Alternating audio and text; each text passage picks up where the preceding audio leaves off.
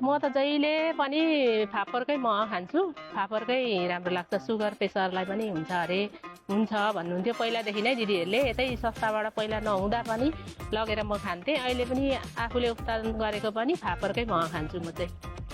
म चाहिँ जहिले पनि बिहानै खान्छु। म आफू अलि मोटो भएर होला, मोटोहरू यस्तो बोसोहरू पनि घटाउँछ भनेको सुन्थेँ। अनि त्यस पछाडि चाहिँ म बिहानै खान्छु मह चाहिँ जहिले पनि।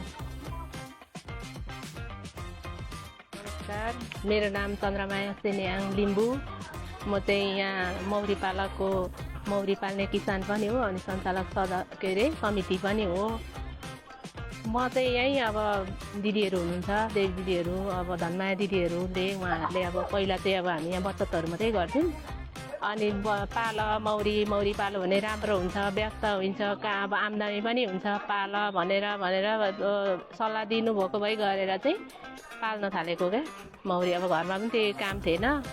अनि यहाँनिर अब मौरी पालो भने आफूलाई पनि हुन्छ, परिवारलाई पनि सपोर्ट हुन्छ भनेर चाहिँ दिदीहरूले प्रेरणा दिनुभएर चाहिँ पालेको क्या। अहिले मेरो 22 घर छ।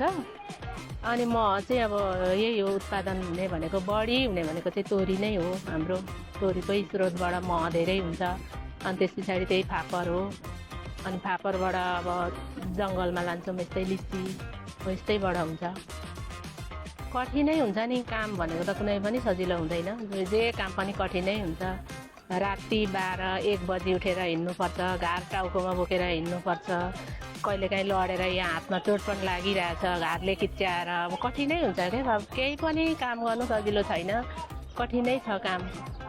हजुरहरूले पनि मौरी पाल्नुहोस्, त्यतिकै घरमा नबसौँ। मौरी पालो भने मौरीमा हिँड्नुपर्छ, साथीभाइसँग मिलिन्छ।